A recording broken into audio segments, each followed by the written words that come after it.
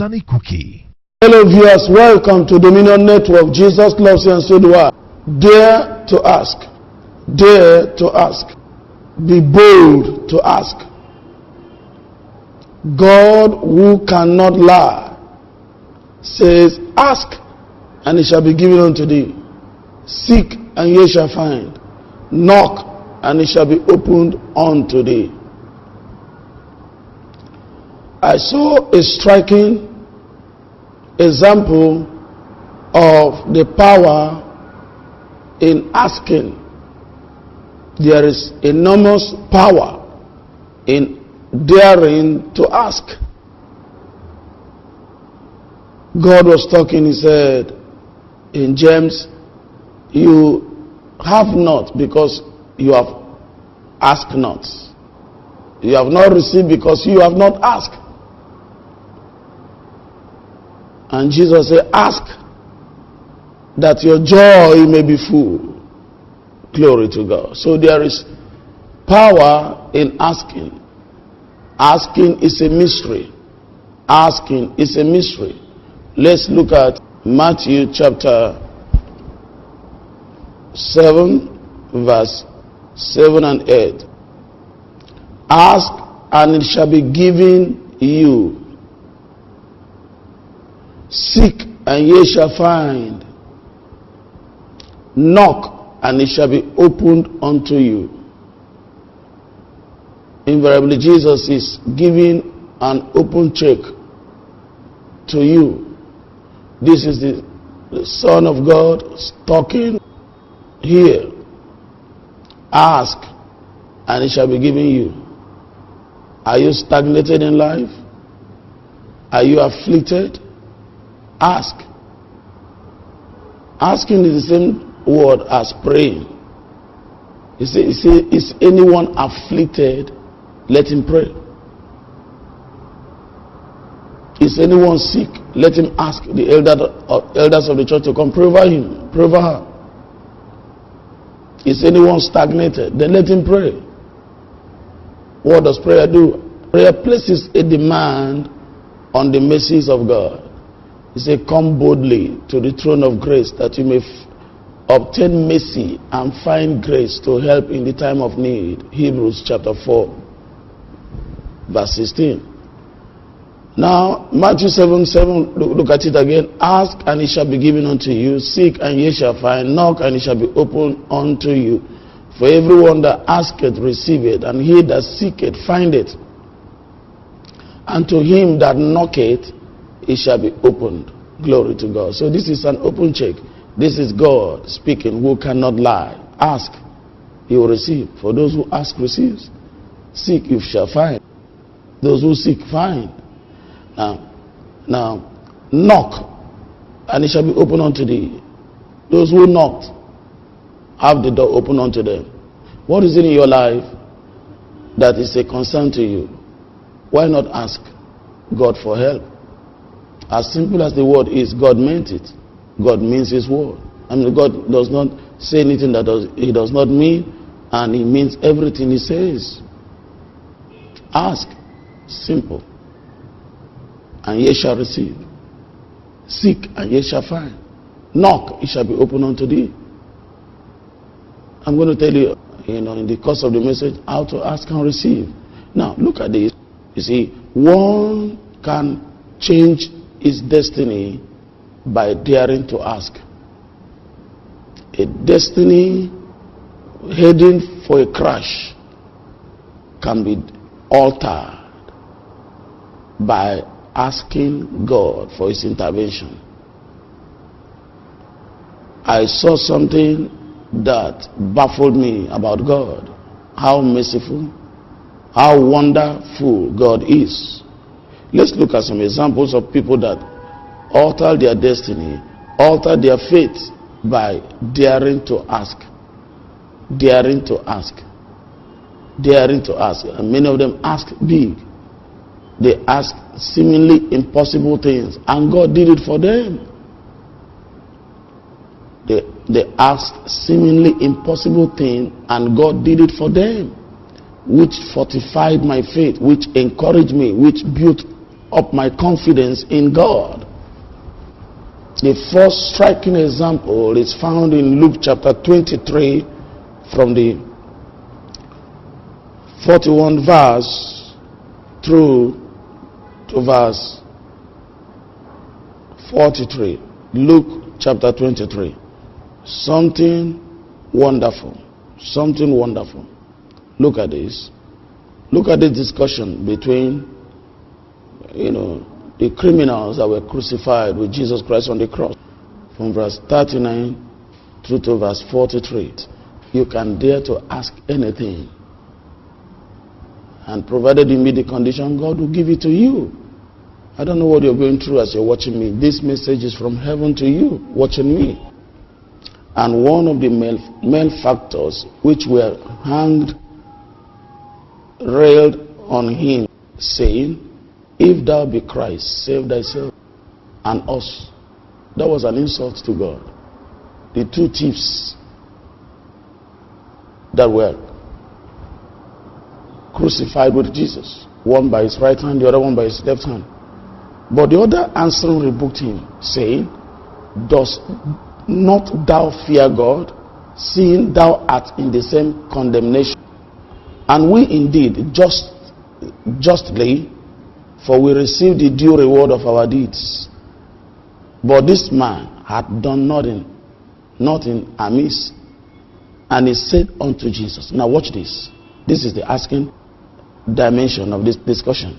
And he said unto Jesus, Lord, remember me when thou comest into thy kingdom. That is daring to ask. What? Do you know what that means? A thief, a criminal, hanged on the cross, telling Jesus to take him to heaven, to take him to paradise, to save him right on the cross. And see what Jesus said.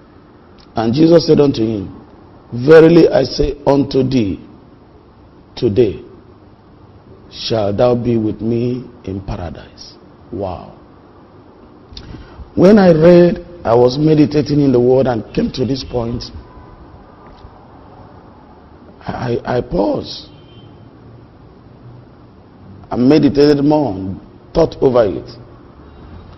A thief asking Jesus for salvation right there on the cross, and Jesus in pains, Jesus going through the punishment of sins that humanity have committed and will yet commit, because the whole sins of the world, past, present, future, was laid on him.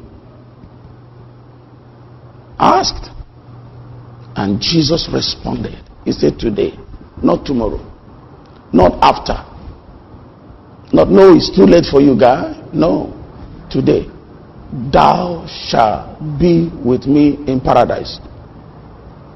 His destiny, his fate changed, were altered. The thief, he was headed to hell. The demons to take him to hell were waiting for him to breathe his last breath. And there was exchange of guard automatically. The demons were cast out.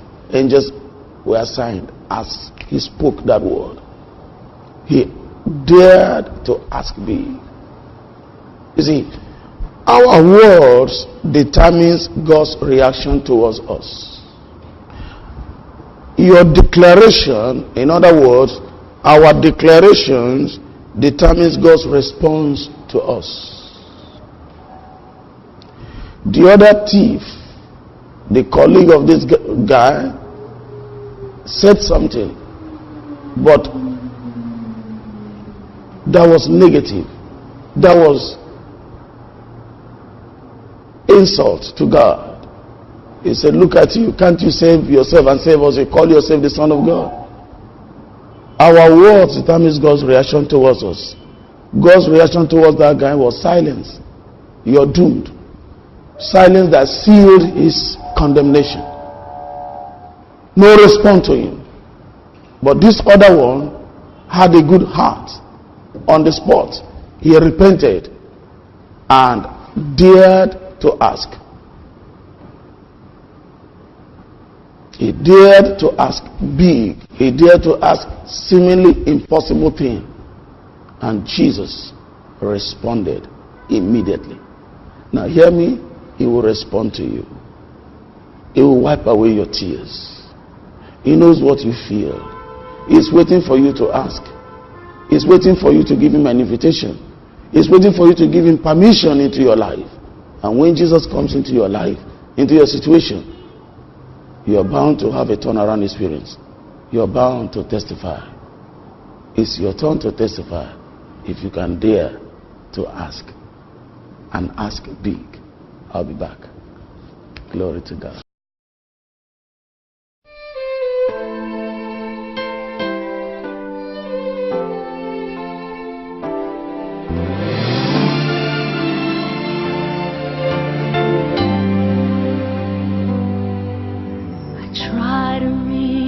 For you, but I fall. Sometimes you seem so close and yet so far. Oh, I need another chance. I need to know your mercy. Just give me the strength to change within. I know I'm not all that I can be. My weakness seems to get the best of me. But as long as you are here, I know that I will make. Experience it at Lifegate Power Ministries, the Dominion Arena, number 90, Stadium Road, Rumumasi Road, Port Harcourt. The best of me. But as long as you. Welcome back. Don't forget this. You can dare to ask and receive answers and receive response from heaven for your asking. And he said unto Jesus, Lord, remember me when thou comest into thy kingdom. And Jesus said unto him, Verily I say unto thee, today shalt thou be with me in paradise. Wow. Awesome. Awesome. That you see, that somebody's statement can alter his entire life. Somebody's statement, somebody's word. In Hosea chapter 14, we see God's words telling us that he's ready to hear us. He said, come to God with words. Hosea chapter 14 verse 2 say, come to God with words. Say to him, take away all iniquities and receive us graciously, that we may offer unto you the calves of our lips, the sacrifices of our lips, the cattle of our lips, the goat of our lips. Just like they offered animals, as sacrifice to God. Our praise, our words of thanksgiving are spiritual calves, spiritual cows, spiritual sheep offered to God. He says, say to him, take away all the iniquities and receive us graciously, that we may offer unto you the calves of our lips. Glory to God. Our words determine God's reactions towards us. Our declaration determines God's response to us. Let's look at another example in the opposite side. Another example. How a man had opportunity to place a demand on the mercies of God, but he failed to do that.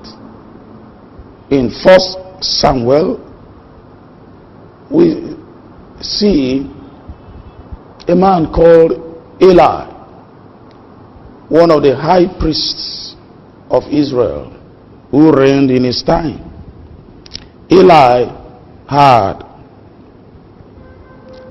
wayward children who were priests. Eli's children were actually misbehaving. doing all sort of things in the sanctuary without honor, without respect to God. And God warned Eli, put your house in order. See what your children is doing. And Eli honored the children over God. Eli wouldn't stop the children from doing what they were doing. And God was not happy. God now spoke through Samuel, the young boy that was growing up to be a servant of God. God spoke to him. 1 Samuel chapter 3 verse 11. And the Lord said to Samuel, behold, I will do a thing in Israel at which both the ears of everyone that heareth it shall tingle. In that day I will perform against Eli all things which I have spoken concerning his house. When I begin, I will also make an end. For I have told him that I will judge his house forever for the iniquity which he knoweth, because his sons made themselves vile, and he restrained them not. So when Samuel received this revelation from God, in the morning he didn't want to tell his boss. He didn't want to tell Eli because it was a bad news. But Eli demanded to know everything God told him.